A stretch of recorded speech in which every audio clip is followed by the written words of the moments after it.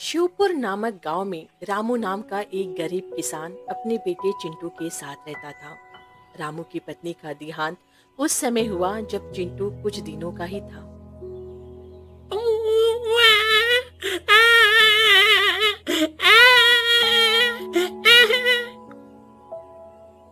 अरे, क्या हुआ मेरे राजा बेटा को?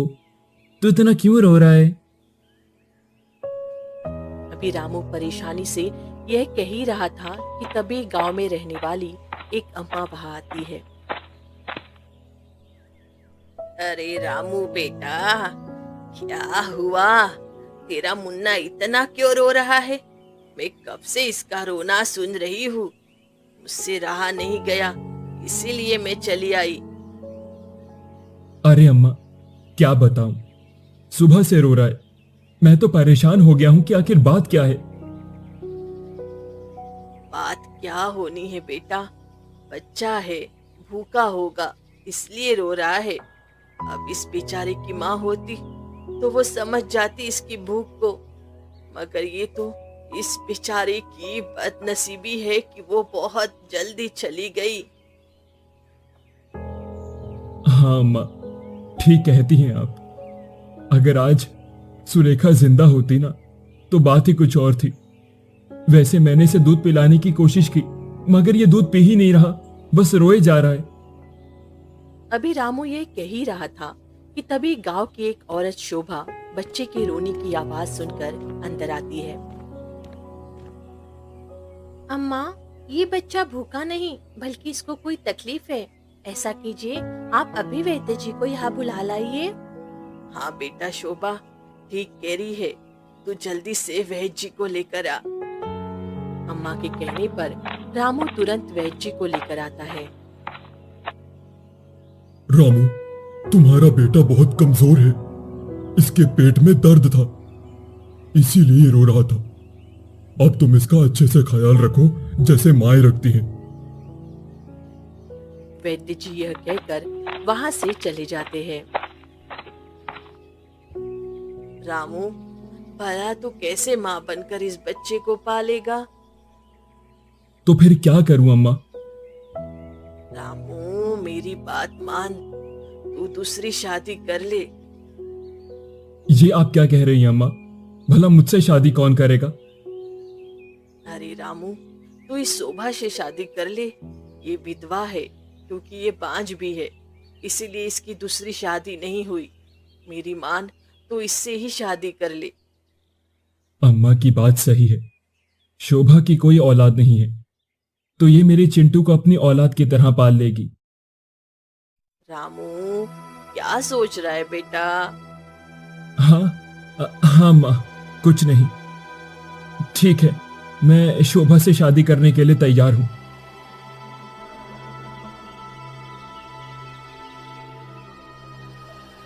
और फिर कुछ ही समय में रामू शोभा से शादी कर लेता है। शोभा, मैं जानता हूं कि तुम कभी मां नहीं बन सकती, लेकिन तुम चिंटू को हमेशा अपनी सगी संतान मानना। मैं आपको वचन देती हूँ कि चिंटू मेरे सगे बेटे से भी बढ़कर होगा। मुझे तुमसे यही उम्मीद है। अब शोभा रामू के साथ साथ चिंटू का भी ख्याल रखती है। कुछ दिन बाद, अरे बहन, सुना तुमने? वो जो शोभा है ना, उसने ही रामू भैया से शादी कर ली है, और सुनने में ये भी आया है कि वो उनका बच्चा संभाल रही है और बड़ा प्यार करती है। कौन? वो बहन शोभा, जिसकी कोई औलाद नहीं है। हाँ हाँ, वही शोभा। अच्छा, लेकिन कब तक वो चिंटू को संभालेगी? आखिर है तो वो उसकी सौतेली माँ ही। दिखा देगी एक दिन अपना रंग। हाँ, और क्या, भला सौतेली औलाद को भी कोई सगी औलाद की तरह पाल पोस सकता है? देखते हैं कब तक चलता है ये नाटक। अब इसी तरह कुछ दिन गुजरते हैं।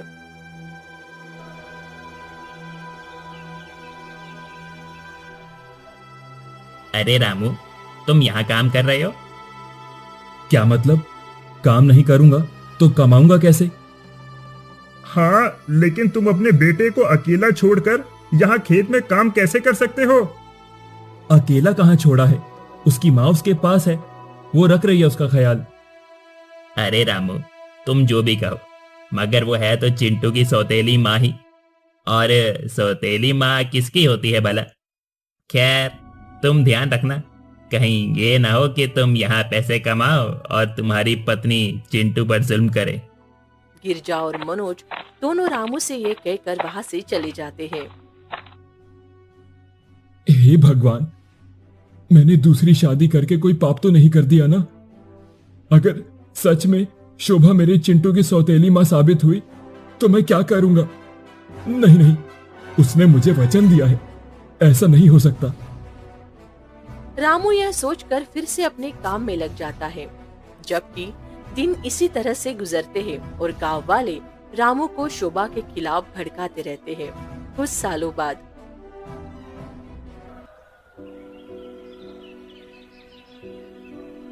हाँ, पकड़ो पकड़ो, माँ मुझे पकड़ो। चिंटू, खेलना बाद में, पहले जाकर बाहर बकरों को चारा डालो।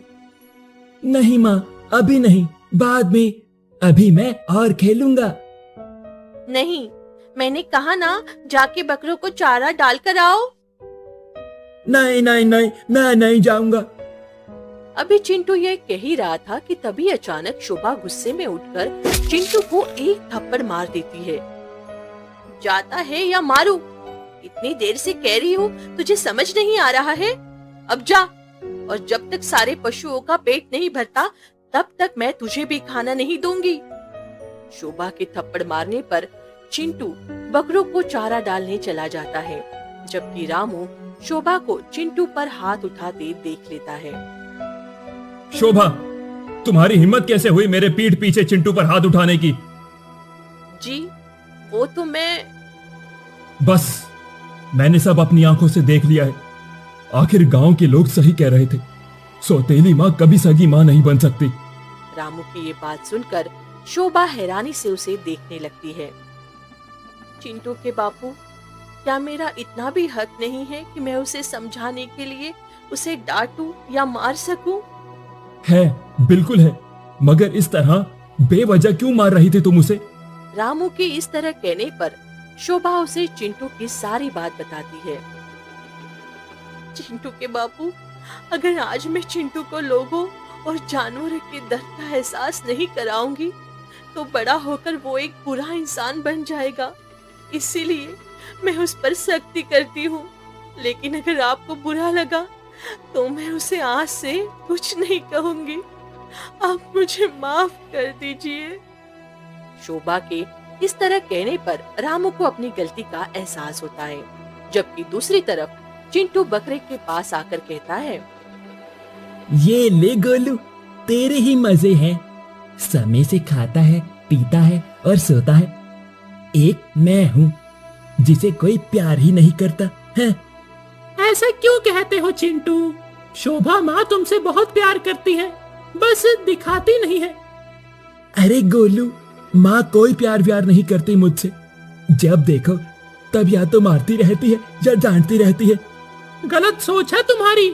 वो तुम्हें मारती या डांटती है तो तुम्हारे अच्छे के लिए। हाँ ठीक है ठीक है, ज्यादा माँ का चमचा बनने की जरूरत नहीं है। अब चुपचाप अपना खाना खाओ।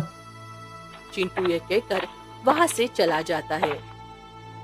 शोभा, मुझे माफ कर दो, मैंने तुम्हें गुस्से में न जाने क्या क्या कह दिया। आज से तुम्हें चिंटू के लिए जो सही लगता है तुम वही करो। कोई बात नहीं चिंटू के बापू, आप माफी मत मांगिए। अब इसी तरह कुछ दिन गुजरते हैं। आज पता नहीं मुझे क्या हो रहा है, लगता है मेरे जाने का समय आ गया है।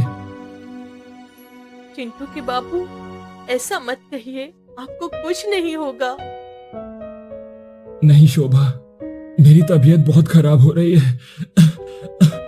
बस मैं सोच रहा हूँ कि मेरे जाने के बाद मेरे चिंटू का क्या होगा। चिंटू के बापू, मैं हूँ ना, आप चिंता क्यों करते हैं? आप बस जल्दी से ठीक हो जाइए, फिर हम दोनों मिलकर पहले की तरह चिंटू का ख्याल रखेंगे। अभी शोभा यही कह ही रही थी कि तभी अचानक रामू दम तोड़ देता है। चिंटू के बापू, आप ऐसा नहीं कर सकते। आप मुझे और चिंटू को छोड़कर नहीं जा सकते। शोभा के इस तरह रोने पर गांव के सभी लोग इकट्ठा हो जाते हैं। चिंटू के बापू, आप मुझे छोड़कर क्यों चले गए? अब मेरा और चिंटू का क्या होगा? चिंटू के बापू, क्यों चले गए आप? शोभा को इस तरह रोता देख गांव की एक औरत कहती है, ये रोना धोना बस कुछ दिन का दिखावा है। अब देखना बहनों, ये शोभा अब कैसे अपने सौतेली माँ वाला असली रूप दिखाती है। अभी शीला ये कह ही रही थी कि तभी चिंटू उससे पूछता है, चाची ये सब आप क्या कह रही हैं? और सौतेली माँ वो क्या होता है? अरे बेटा पूछो मत, सौतेली माँ बहुत ही बुरी होती है। सौतेली माँ अपने सौतेले बच्चे को बहुत मारती है, उसे नौकर की तरह रखती है और उसके साथ बहुत ही बुरा व्यवहार करती है। और दुर्भाग्य से तेरी माँ भी सौतेली है। क्या मेरी माँ भी सौतेली माँ है? मगर वो तो मुझसे बहुत प्यार करती है। अरे नहीं मेरे भोले बेटे, तेरी सौतेली माँ तो तेरे पिताजी के डर से तेरे साथ अच्छा व्यवहार करती थी। अब देखना तेरे पिताजी के मरने के बाद वो तेरे साथ क्या करेगी। शीला ये कहकर वहाँ से चली जाती है। हाँ याद आया, ये चाची सही कह रही है। उस दिन जब माँ ने मुझे मारा था तो पिताजी ने इन पर बहुत गुस्सा किया था, इसीलिए उस दिन से माँ ने मुझे मारना बंद कर दिया था। इसका मतलब अब पिताजी के जाने के बाद ये मेरी सौतेली माँ बन जाएगी। चिंटू के अंदर अब सौतेली माँ वाली सोच पूरी तरह से बैठ जाती है। फिर कुछ दिन ऐसे ही गलतफहमी में गुजरते हैं।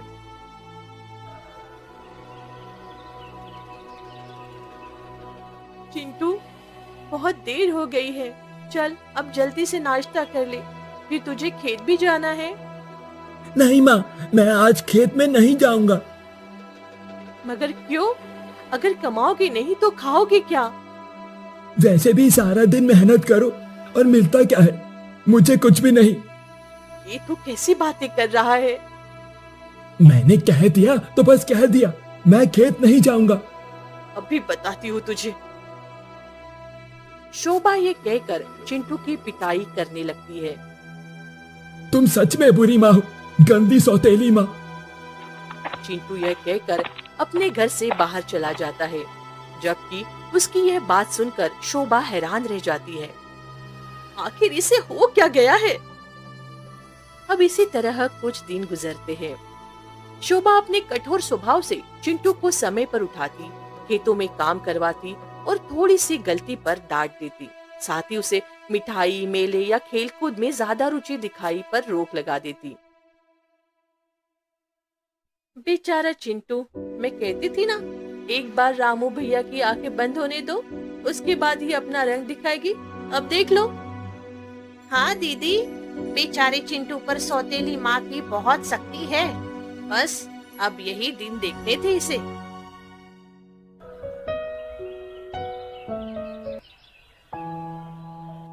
और फिर इसी तरह शक्ति में चिंटू बड़ा हो जाता है और उसके दिल में ये बात बैठ जाती है कि उसकी माँ जालिम है।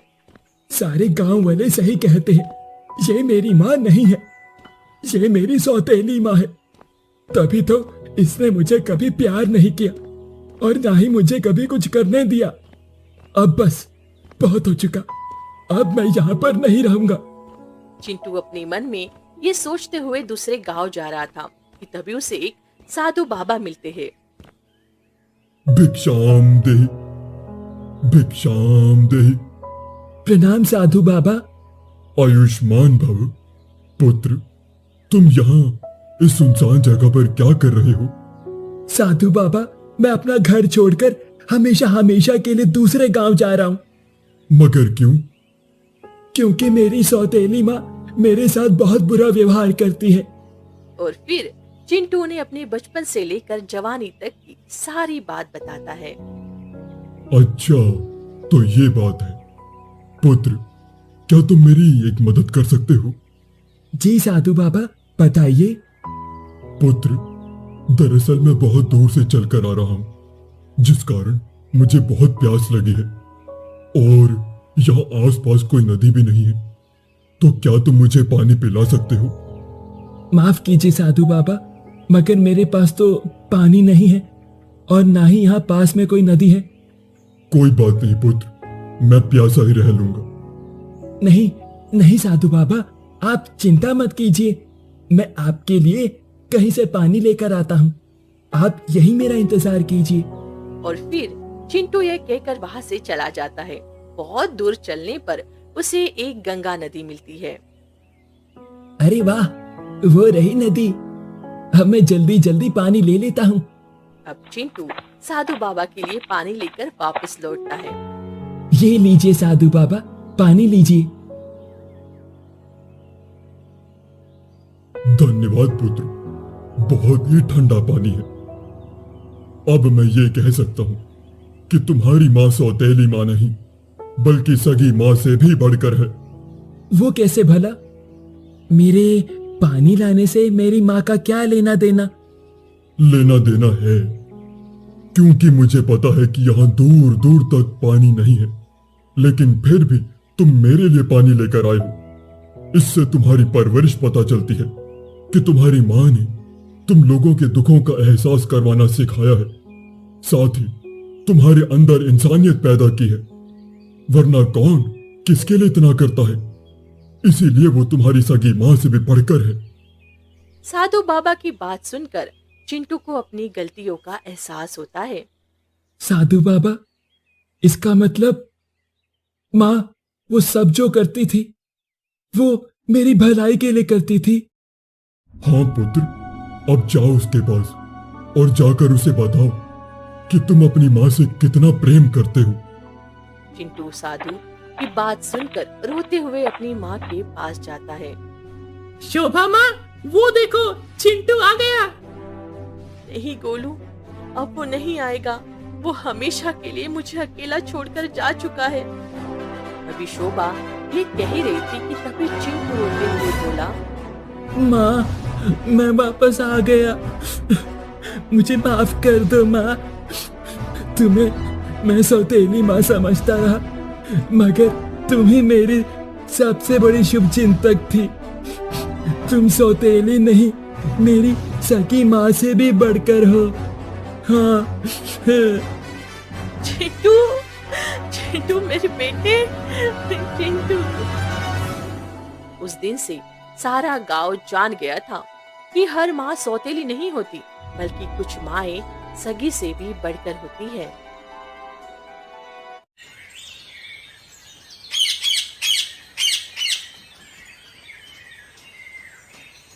उदयपुर नामक राज्य में एक हरिवंश नाम के बड़ा ही दयालु राजा राज्य करते थे।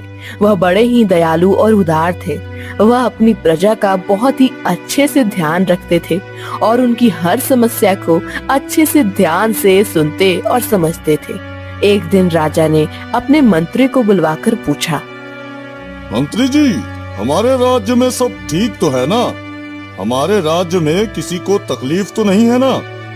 नहीं महाराज, आपके होते हुए इस राज्य को भला कुछ हो सकता है? हमारे राज्य में सब कुशल मंगल है।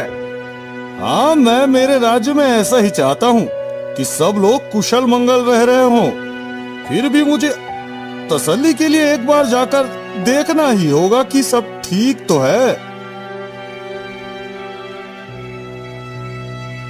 फिर जैसे ही रात होती है, राजा अपना वेश बदलकर अपने ही राज्य के नगर में घूमने लगता है और घूमते हुए वह एक गांव में पहुंच जाता है, जहां हरिया नाम का एक किसान और उसकी पत्नी शांति दोनों बातें कर रहे होते हैं। इस साल फसल बिल्कुल भी अच्छी नहीं हुई और हमारे पास और बीज लाने के लिए धन भी नहीं है, जिससे हम फिर से दोबारा फसल उगा सके।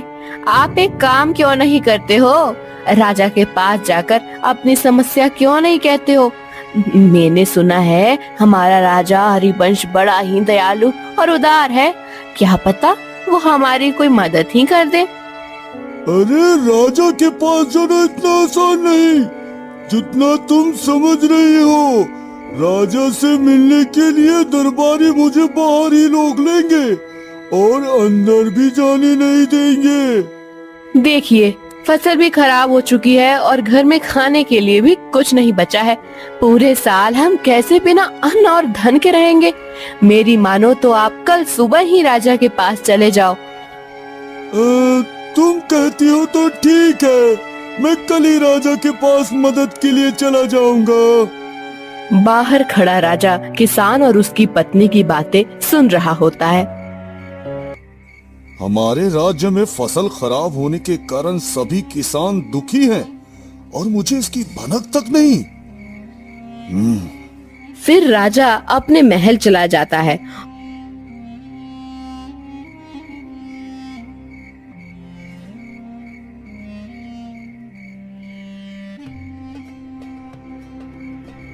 और पूरी रात बस किसानों के बारे में सोचता रहता है।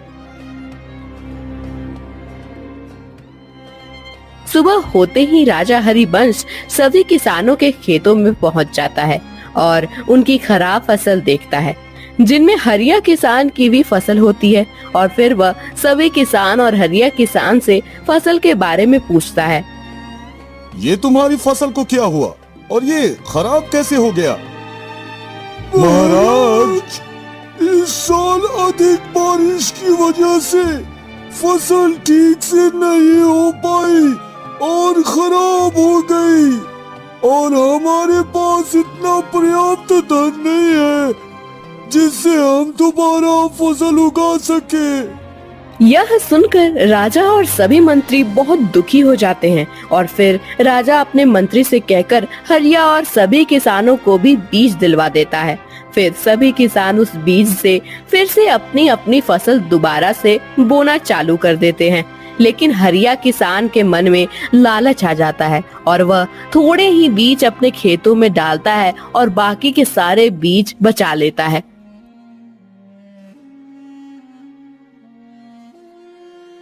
आप जो कह रहे हो वो ठीक नहीं है। राजा ने बीज हमारी मदद के लिए दिए हैं जिससे हम अपनी फसल दोबारा से उगा सके, और आप हैं कि थोड़े से ही बीज से फसल उगाकर सारे बीज बचाकर रख लिए। अरे बेवकूफ, राजा बड़ा ही दयालु है और जब वो हमारी खराब फसल देखेगा तो वो हमें फिर से बीज दे देगा और हम फिर से फसल उगा लेंगे। नहीं जी, इस तरह राजा को धोखा देना सही नहीं होगा। जब उन्होंने आपको फसल उगाने के लिए बीज दिए हैं, ना ही बचाने के लिए। अरे भाग्यवान, मैं ये सब तेरे लिए ही तो कर रहा हूँ। इन बीजों को बेचकर मुझे अच्छा धन मिल जाएगा और फिर राजा हमारी खराब फसल देखेगा तो वो हमें फिर से बीज तो देगा ही ना। मैं फिर से कह रही हूँ, यह ठीक नहीं है। कहीं ऐसा ना हो आपको पछताना पड़े। हरिया की पत्नी हरिया को खूब समझाती है पर वह उसकी एक बात नहीं सुनता और सारा धन बचा लेता है। कुछ दिन बाद राजा फिर से सभी किसानों के खेतों का चक्कर लगाता है।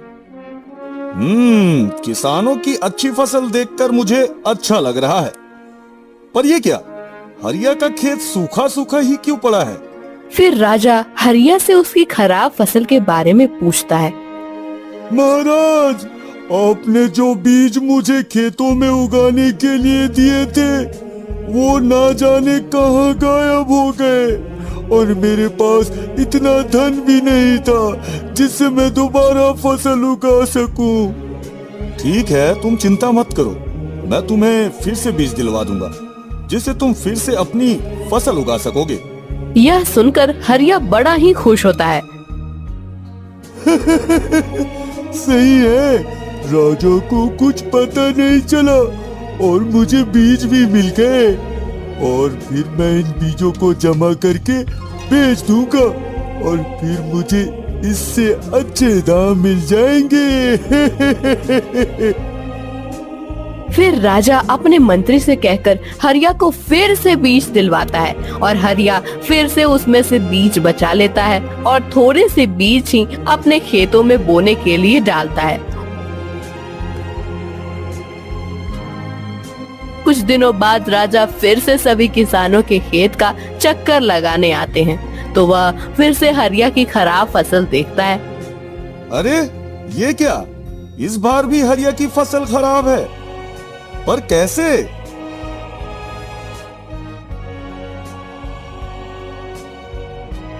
क्यों हरिया, मैंने तो तुम्हें बढ़िया बीज दिए थे, फिर भी तुम्हारी फसल क्यों नहीं हुई? महाराज, इस बार भी जो आपने बीज दिए थे वो ना जाने कहां गायब हो गए। अच्छा, हर बार बीज खराब तो नहीं हो सकते, जरूर दाल में कुछ काला है, मुझे पता लगाना होगा। हाँ। फिर राजा हरिया को इस बार बीज के बदले धन देता है। अच्छा, ठीक है, ये धन की पोटली है, इससे तुम बीज खरीदकर अपने खेतों में फसल उगाना, और हाँ, इस पोटली को कल सुबह ही खोलकर देखना। जी महाराज, जी महाराज। इस बार राजा ने मुझे बीज के बदले धन ही दे दिया, ये तो बड़ी ही अच्छी बात है। अब मुझे बीज बेचने की जरूरत ही नहीं पड़ेगी। हाँ। फिर हरिया खुशी खुशी घर चला जाता है और जाकर पोटली को एक जगह रख देता है और फिर सोने चला जाता है। और फिर जैसे ही रात होती है तो उस पोटली को काटकर चूहे निकलते हैं, क्योंकि राजा ने उस पोटली में चूहे रख दिए थे। वो चूहे हरिया के सारे जमा किए हुए बीज खा जाते हैं।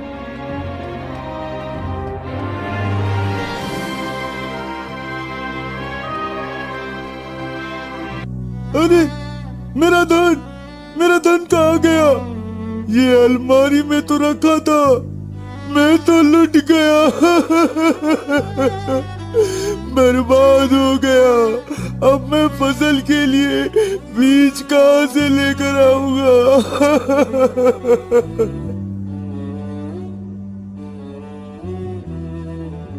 मैंने पहले ही कहा था कि यह सब मत करो, अब भुगतो। फिर हरिया राजा के पास जाता है और उसे बताता है, वो महाराज, आपने जो मुझे फसल उगाने के लिए धन दिया था वो ना जाने कहाँ चला गया। क्या कह रहे हो? ऐसा कैसे हो सकता है? हाँ महाराज, मैं सही कह रहा हूँ महाराज।